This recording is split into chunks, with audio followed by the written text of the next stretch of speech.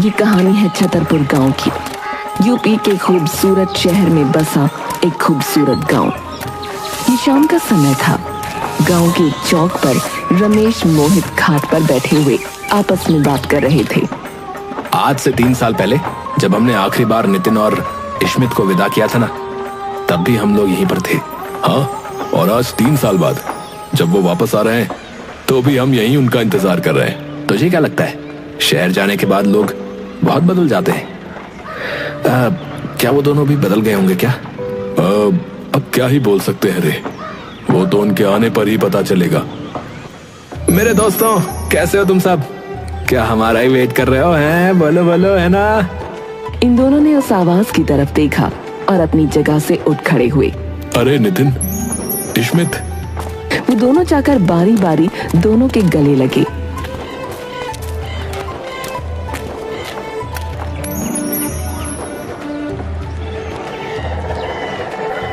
कैसे हो तुम लोग? अरे हम दोनों तो एकदम ठीक है यार। तुम लोग बताओ, कैसे गुजरे 3 साल हमारे बिना? हैं? अरे हम तो अपने ही गांव में थे रे। तुम लोग बताओ यार, कैसे गुजरे दिन? शहर में तो सब कुछ बहुत अच्छा होता होगा ना?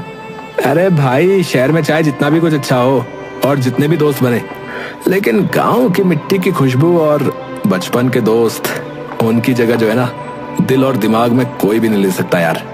ये बात सुनकर मोहित और रमेश बहुत खुश हुए। उन्होंने एक बार फिर से नितिन और इश्मित को गले लगाया। चलो पहले माँ बाबूजी से मिल लेते, उसके बाद पूरी रात बस बातें करने में निकाल देंगे। हाँ हाँ बिल्कुल सही, चलो। नितिन और इश्मित अपने घर पहुंचे।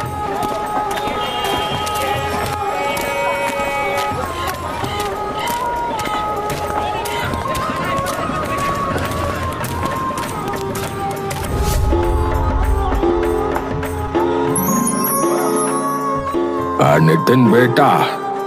नितिन और इश्मित ने अपने माता पिता के पैर छुए और माँ ने दोनों को गले से लगा लिया। चलो बेटा, अब खाना खा लो।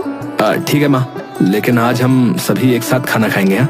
क्यों नहीं बेटा, तुम इतने दिनों बाद अपने दोस्तों और हमसे मिले हो। माँ ने उसी समय गरम गरम पूरी और सब्जी परोसी और सभी ने एक साथ बैठकर खाना खाया। माँ, आपके हाथ का खाना खाने के लिए तो हम तरस गए थे।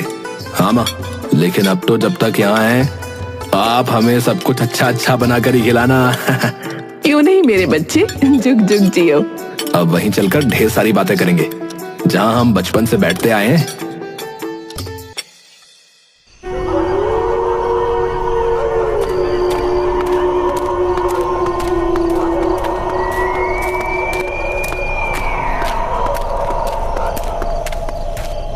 अब वो चारों तालाब के किनारे पहुंचे और बॉनफायर के सामने बैठकर बात करने लगे। नितिन, और बता यार, तुम लोग शहर में कैसे रह रहे थे? अरे यार, वैसे तो सब कुछ अच्छा था वहाँ, बस रूम शेयरिंग में थोड़ी प्रॉब्लम होती है यार। और जैसे यहाँ हम शतरंज खेला करते थे, तुम वहाँ अपने दोस्तों के साथ क्या खेलते थे यार? अरे भाई, शहर में तो आधे पागल लोग रहते हैं यार, उनके ना खेल भी बड़े अजीब अजीब से होते हैं। जैसे? अरे रुक यार, अभी दिखाता हूँ। नितिन ने अपने बैग से एक बोर्ड निकाला जिस पर लिखा था ओझा बोर्ड। इस बोर्ड पर 0 से लेकर 9 तक सभी नंबर थे और उसके नीचे A to Z तक पूरे अल्फाबेट लिखे थे। लेफ्ट साइड में यस और राइट साइड में नो लिखा था और नीचे की साइड हेलो और गुड बाय लिखा था। ये क्या है भाई? अरे ये ओझा बोर्ड है यार, आत्माओं को बुलाने का एक खेल है ये। है? क्या? अरे आत्माओं को बुलाने का खेल? अरे यार, ये तो मुझे बहुत ही बकवास लग रहा है। भला एक बोर्ड के जरिए कैसे आत्मा को बुलाया जा सकता है, बता? अरे यार, मैं बताता हूँ ना। इस खेल में कम से कम 4 लोग चाहिए होते हैं। इसमें हमें एक कॉइन पर अपनी एक उंगली रखनी होती है, समझ गया? और फिर आत्मा को बुलाना होता है, समझ गया? आत्मा इन अल्फाबेट्स के जरिए हमसे बात करती है और जब हमें उसे भेजना होता है तो उसे गुड बाय करके हम अपनी उंगली हटा सकते हैं, समझ गया? ये सुनकर मोहित और रमेश ने एक दूसरे का मुंह देखा और ठहाका लगाकर हंस पड़े। अबे भाई, हम गांव के जरूर हैं लेकिन पागल नहीं है। अच्छा मजाक है यार ये तो। अबे यार, अगर तुमको मजाक लगता है तो हम लोग भी चाह रहे हैं। चल ट्राई करते हैं, चल।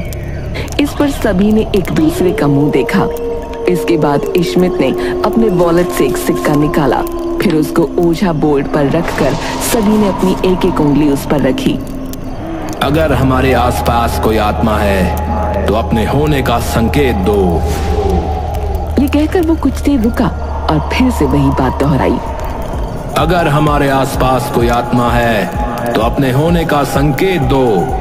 ये कहकर वो फिर से रुका और इस बार रमेश बोला, अरे तुम लोग क्यों हमारा बेवकूफ बना रहे हो? बेवकूफ बना रहे हो ना, सच्ची बताओ। रमेश की बात बीच में ही रुक गई जब वो सिक्का अपने आप खिसक कर हलों पर आ गया। इन सभी ने एक दूसरे के चेहरे को देखा और इश्मित बोला, तुम्हारा नाम क्या है? इतना कहते ही कॉइन अपने आप अल्फाबेट पर घूमने लगा और एक नाम बना, विनीता। तभी कॉइन यस पर जाकर रुका। तुम्हारी आत्मा यहाँ क्यों भटक रही है? तभी कॉइन फिर से अल्फाबेट्स पर घूमा।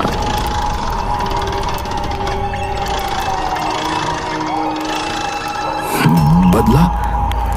किस चीज का बदला? अरे यार बहुत हुआ, मुझे नहीं खेलना ये बेकार गेम। ये कहते हुए रमेश ने अपनी उंगली कॉइन से हटा ली। अरे ये क्या यार, तूने आत्मा को जाने के लिए बोलने से पहले ही उंगली हटा ली। अरे यार मुझे पता है, तुम लोग ही अपनी उंगली से कॉइन घुमाकर हम सबको बेवकूफ बना रहे हो। ऐसा कुछ नहीं होता यार। तभी तेज ठंडी हवाएं चलने लगी, इतनी तेज हवाएं कि बॉनफायर भी बुझ गया। अरे ये क्या हो रहा है यार? अचानक मौसम इतना कैसे बिगड़ गया? तभी एक भयानक हंसी फिजा में गूंजी। अरे ये किसकी आवाज है? विनीता। उन्होंने देखा कि सामने लाल साड़ी पहने हुए एक औरत खड़ी है जिसकी शक्ल बहुत ही भयानक है। भागो, भाग रे, भाग भाग यार भाग, अरे भागो।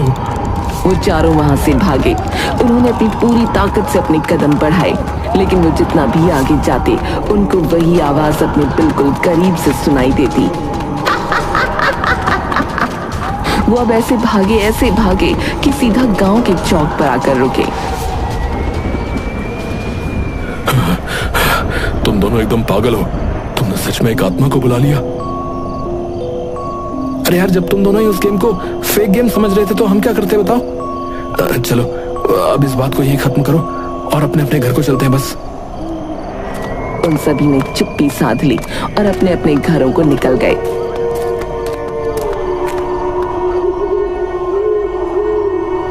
इस बात के कुछ देर बाद गांव का एक आदमी रामदीन अपने घर में आराम से सो रहा था। तभी उसकी खाट हवा में उठ गई। वो नींद से जागा तो अपनी खाट को हवा में देखकर हैरान रह गया। हाँ, अरे अरे ये क्या हो रहा है? अरे कोई मुझे बचाओ भैया। उसकी खाट गोल गोल घूमने लगी। अरे भाई कोई तो बचाओ मुझे। उसकी पत्नी जो अभी तक घर के अंदर सो रही थी उसकी आवाज सुनकर बाहर भागी। अरे भाई कोई तो बचाओ मुझे। सामने का नजारा देख उसकी आंखें खौफ से फटी रह गईं। उसने देखा कि रामदीन की लाश जमीन पर पड़ी है और उसका सर धड़ से काफी दूर पड़ा था।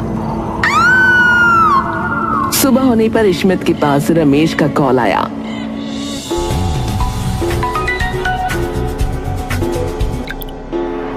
हेलो रमेश। अरे इश्मित, नितिन, तुम लोग जल्दी से दूसरी गली में आओ यार। अरे क्या हुआ, सब ठीक तो है? अरे कुछ ठीक नहीं है भाई, जल्दी से आओ, तुमको कुछ दिखाना है। ठीक है आ रहे हैं। ये कहकर इश्मित ने कॉल काट दिया और फिर नितिन को जगाया।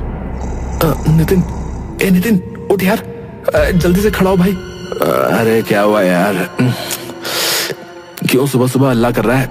बोल क्या हुआ? अरे यार रमेश का कॉल आया था, उसने हमें अर्जेंटली बुलाया है। ठीक है यार, चल जल्दी चल, वहीं चलते हैं पहले, चल। उन दोनों ने अपने कपड़े पहने और उसके बाद गली नंबर 2 में गए।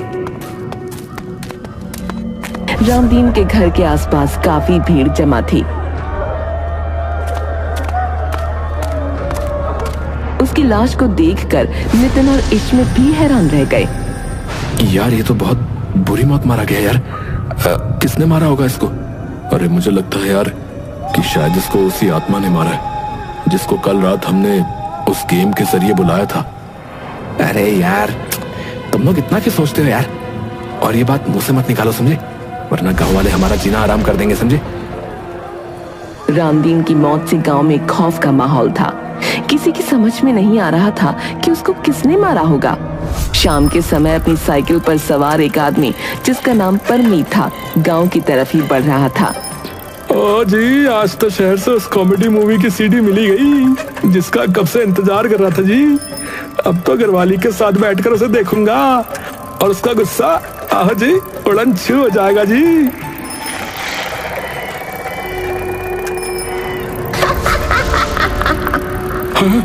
ओ जी, ओ ये किसकी आवाज है? उसने साइकिल रोकी और पीछे पलट कर देखा तो वहाँ कोई नहीं था। उसने मुंह से सांस छोड़ी और फिर जैसे ही आगे देखा तो उसकी आंखें खौफ से फटी रह गईं। उसके सामने विनीता बहुत ही भयानक अवतार में खड़ी थी। उसके बाल बिखरे हुए थे, आंखें लाल लाल चमक रही थीं। उसके नाखून किसी चुड़ैल जैसे लंबे और पैने थे। वो उसके करीब आई और परमीत की चीखें पूरे जंगल में गूंज कर रह गई। अगली सुबह फिर से गांव में दहशत का माहौल था। सभी परमीत की लाश के आसपास जमा थे। ये दूसरी हत्या है और बिल्कुल उसी तरह जिस तरह से रामदीन की हत्या हुई थी, धड़ से अलग गर्दन। ऐसा कैसे हो सकता है? गांव में इस तरह की घटनाएं तो कई सालों पहले हुई थी। तभी उनमें से एक आदमी बहुत जोरों से चिल्लाया, मुखिया जी, वो देखो। क्या हुआ पंकज, क्या देखो? सभी ने देखा कि परमीत के हाथ की मुट्ठी में बालों का गुच्छा दबा है, जिसे देखकर सभी की आंखों में खौफ उतर आया। अरे ये नहीं हो सकता, विनीता वापस आ गई। ये सुनकर उन चारों ने एक दूसरे का मुंह देखा और नितिन ने सवाल किया, मुखिया जी, ये विनीता कौन है? और इन बालों को देखकर आपको उसका नाम क्यों याद आया? ये काफी साल पुरानी बात है बेटा।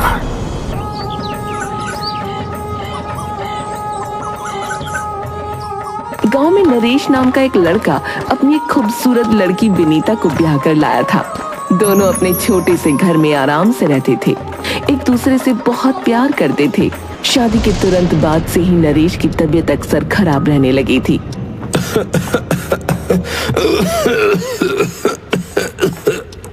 नरेश, तुमको इतने दिनों से खांसी हो रही है, तुम इसका इलाज क्यों नहीं करवाते? इस बार जब तनख्वाह मिलेगी ना तो दवाई ले आऊंगा। और तब तक तुमको कुछ हो गया तो? अरे कुछ नहीं होगा, तुम्हारा प्यार मेरे साथ है ना। तुम तो मुझे मौत तक से छीन कर वापस ला सकती हो। नरेश, ऐसा मत बोलिए। ये कहते हुए विनीता ने नरेश के मुंह पर हाथ रखकर उसे चुप करा दिया।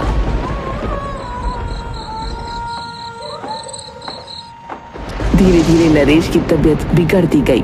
अब वो अपने बिस्तर तक से उठने लायक नहीं रहा। नरेश, अब मैं आपको इस तरह और नहीं देख सकती। मैं अभी वैद्य जी को बुलाकर लाती हूँ। विनीता उसी समय भागी भागी गई और वैद्य जी को बुलाकर ले आई। लेकिन तब तक नरेश की आंखें भी बंद हो चुकी थीं। नरेश उठो, तुमको देखने वैद्य जी आए हैं।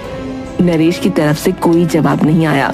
वैद्य जी ने उसकी नाड़ी देखी, हे भगवान। फिर उसकी धड़कनें सुनी और उसके बाद वो विनीता से बोले, विनीता बेटी, तुम्हारा नरेश अब इस दुनिया में नहीं रहा बेटी। ये आप क्या कह रहे हैं? नरेश! विनीता चीखती हुई अपने पति की लाश से लिपट गई और आंसू बहाने लगी। ये बात पूरे मोहल्ले में फैल गई और घर के अंदर और आसपास काफी लोग जमा हो गए। लेकिन विनीता अभी भी नरेश की लाश को चिपटाए रो रही थी। विनीता, नरेश की लाश को छोड़ दो, हमें इसका अंतिम संस्कार कर देना चाहिए। नहीं, मेरे नरेश जिंदा है वो। विनीता ने अपना प्रण नहीं छोड़ा, न ही नरेश को किसी को हाथ लगाने दिया। मुखिया जी, विनीता को समझाइए, नरेश की लाश ज्यादा देर तक घर में रही तो उसमें से गंध आने लगेगी, कीड़े भी पड़ सकते हैं। मैं जबरदस्ती नहीं कर सकता भाई। जब लाश सड़ना शुरू हो जाएगी तो शायद उसको अपने आप सच का पता चल जाएगा। ये सभी विनीता को उसके हाल पर छोड़कर चले गए। तभी उसके कानों में एक स्वर गूंजा, तुम्हारा प्यार मेरे साथ है ना, तुम तो मुझे मौत तक से छीन कर वापस ला सकती हो। ये बात याद आते ही उसके चेहरे पर एक भयानक मुस्कान छलक आई।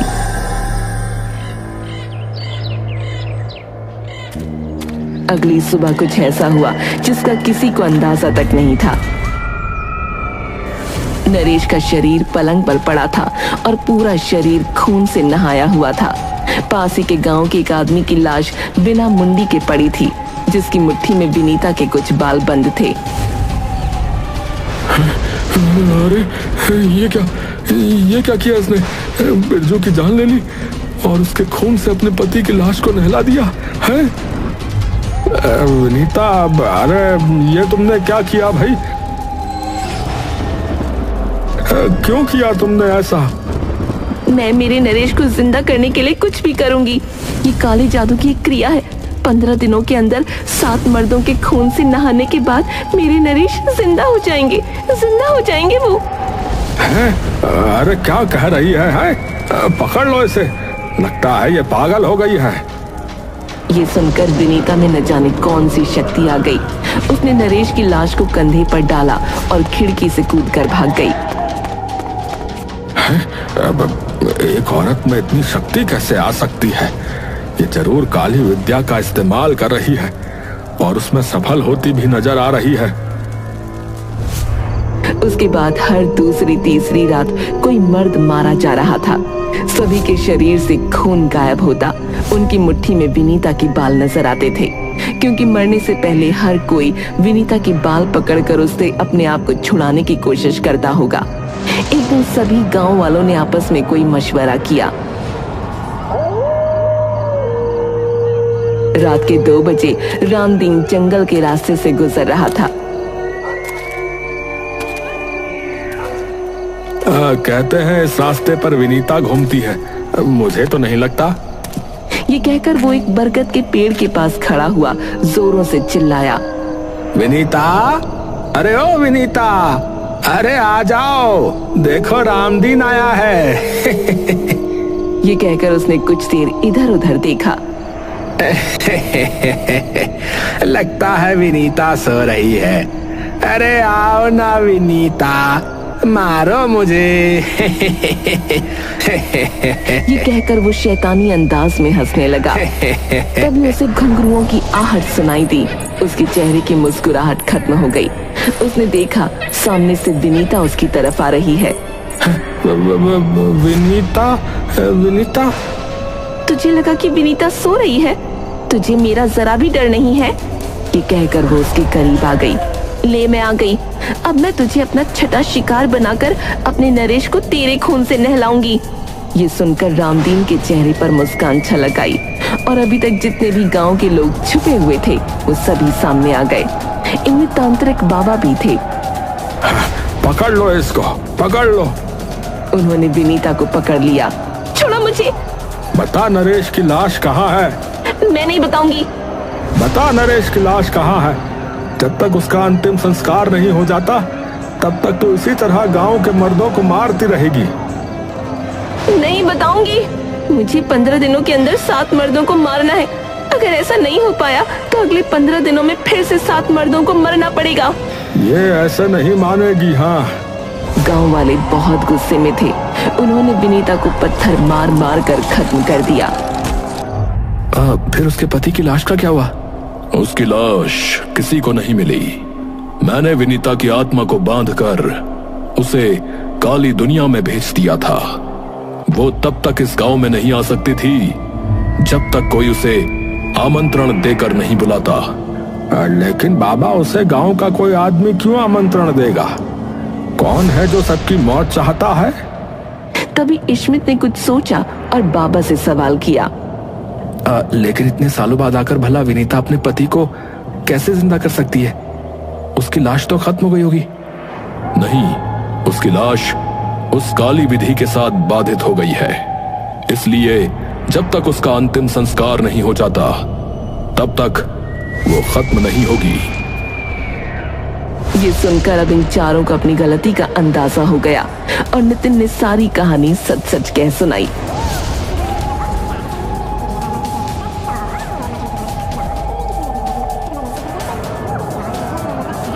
अरे ये तुम लोगों ने बहुत गलत कर दिया है। मेरे हिसाब से हमें एक बार फिर से ओझा बोर्ड का इस्तेमाल करके विनीता की आत्मा को वापस भेज देना चाहिए। नहीं नहीं, मुझे कुछ नहीं करना ऐसा वैसा, कहीं वो विनीता मुझे ही अपना शिकार ना बना ले। अरे रमेश, गांव के लोग हमारी वजह से खतरे में, हमें ऐसा करना ही पड़ेगा यार। मुझे ऐसा कुछ नहीं करना, मैं तो घर जा रहा हूँ। रमेश अपने घर चला गया और नितिन मुखिया से बोला, मुखिया जी, हमें लगता है कि हमें उस विनीता की आत्मा को उसी तरह से पकड़ना चाहिए जिस तरह से पहले पकड़ा था। लेकिन अब हम ऐसा कैसे करेंगे बेटा? अब तो वो एक आत्मा है। हम लोग उसे ओझा बोर्ड की मदद से बुला सकते हैं। क्या बोर्ड? क्या होता है वो? तभी इश्मित ने अपने बैग से ओझा बोर्ड निकाला। ये है ओझा बोर्ड। गांव के किसी भी आदमी को ओझा बोर्ड को देखकर कुछ समझ नहीं आया। अब नितिन, इश्मित और मोहित ओझा बोर्ड के पास बैठ गए। उन्होंने कॉइन पर उंगली रखी। विनीता की आत्मा जहां भी है, अभी हमारे पास आकर हमसे बात करो। इतना कहने पर चारों तरफ ठंडी हवाएं चलने लगी। ये अचानक आंधी कैसे आ गई भाई? विनीता की आत्मा जहां भी है वो हमारे सामने आकर हमसे बात करे। तभी आसपास धुआं सा उठा और विनीता सबको अपने सामने दिखाई दी।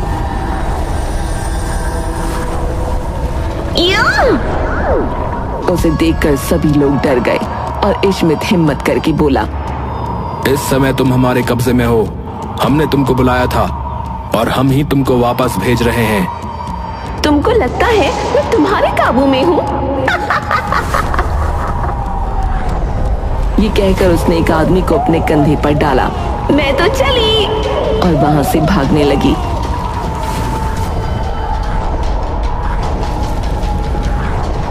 अरे पकड़ो उसे।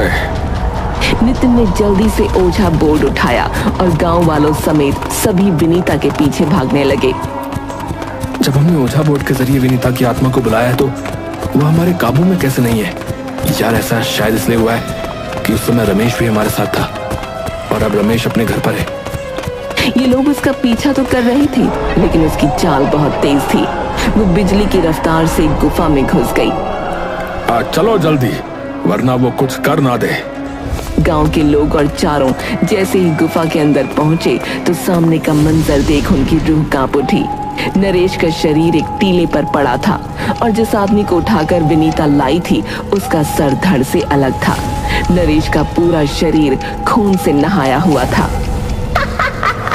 अब नरेश जिंदा होगा, मेरा नरेश जिंदा होगा। और ये कहकर वो जोर जोर से कोई मंत्र पढ़ने लगी। तुम शहरी लड़कों की वजह से हम सबकी जानें खतरे में हैं। अगर नरेश जिंदा हो गया तो वो एक शैतान के रूप में वापस आएगा और फिर हम सबकी मौत तय है। ये सुनकर नितिन और इश्मित के चेहरे पर पश्चाताप के भाव उभर आए। हमें माफ कर दीजिए मुखिया जी, हमें नहीं पता था कि ये खेल हमें इतना भारी पड़ेगा। तभी रमेश वहां आ पहुंचा। रमेश, चलो जल्दी से विनीता की आत्मा को वापस भेज देते हैं। ये सुनकर नितिन और इश्मित की जान में जान आ गई। उन्होंने ओझा बोर्ड बिछाया और चारों ने खेल शुरू किया। विनीता की आत्मा हमारे काबू में आओ। विनीता की आत्मा हमारे काबू में आओ। विनीता की आत्मा हमारे काबू में आओ।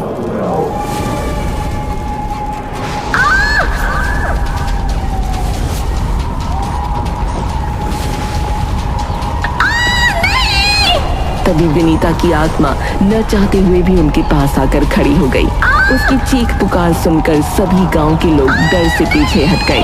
हट जाओ, तुम लोग हट जाओ, वरना मैं तुम सबको खत्म कर दूंगी। विनीता उन चारों पर हमला करना चाहती थी, लेकिन वो उनको छू भी नहीं पा रही थी। तुम हमारा कुछ नहीं बिगाड़ सकती। अब उन चारों ने एक साथ बोला, विनीता की आत्मा, हमने तुमको बुलाया था और अब हम तुम्हें वापस भेज रहे हैं। चली जाओ अपनी काली दुनिया में। हाँ, चली जाओ वापस। हाँ, चली जाओ वापस। ये कहकर उन्होंने गुड बाय पर कॉइन को खिसकाया। उस पर आते ही विनीता की आत्मा जोरों से चिल्लाई और वहां से गायब हो गई। शुक्र है भगवान का। वो चारों खड़े हुए और सभी गांव वालों ने उनकी तारीफें की। बच्चों, तुमने हिम्मत करके हम सबको बचा लिया। तुम्हारा बहुत बहुत धन्यवाद। अब जल्दी से इस नरेश का भी अंतिम संस्कार कर दिया जाए। ये कहते ही अचानक से भूचाल आ गया। अरे ये क्या हो रहा है? गुफा की जमीन भी हिलने लगी और ऊपर से बड़े बड़े पत्थर गिरने लगे। अरे भागो भाई भागो! अरे भागो भागो! सभी लोग अपनी जान बचाने के लिए गुफा से बाहर भागे और उनके बाहर आते ही गुफा के मुंह पर भी कुछ पत्थर गिरे और वो पूरी तरह से बंद हो गई। अरे ये क्या हुआ? उसके बाद एक गहरा सन्नाटा छा गया। उम्मीद है अब उसकी लाश इसी गुफा के अंदर सड़ गल कर खत्म हो जाएगी। हाँ, और अगर ना भी हुई तो अब विनीता तो इसको जिंदा करने कभी वापस नहीं आ सकती। अब सभी गांव के लोग अपने अपने घरों को चले गए।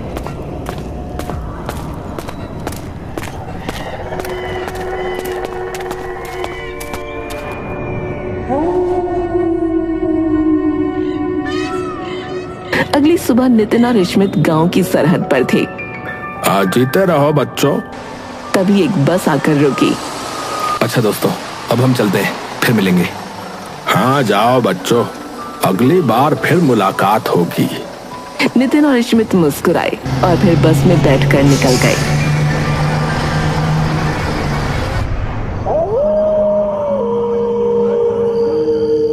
उसी रात गांव के 4 आदमी जंगल के अंदर ओझा बोर्ड को सामने रखे बैठे थे। क्या सच में हमें यह करना चाहिए? हाँ, मुझे यह करना है। मैं मेरी बीवी से एक बार बात करना चाहता हूँ। उसके बिना मैं नहीं जी सकता। ठीक है, चलो शुरू करते हैं फिर। ये कहकर उन्होंने ओझा बोर्ड पर कॉइन रखी और उस पर अपनी उंगली रखकर दूसरा आदमी बोला, नंदिनी की आत्मा जहाँ कहीं भी है, मुझसे आकर बात करो। तभी सर्द हवाएं चलने लगीं और सिक्का हलों पर आकर रुक गया। तभी एक भयानक हंसी फिजा में गूंजती है।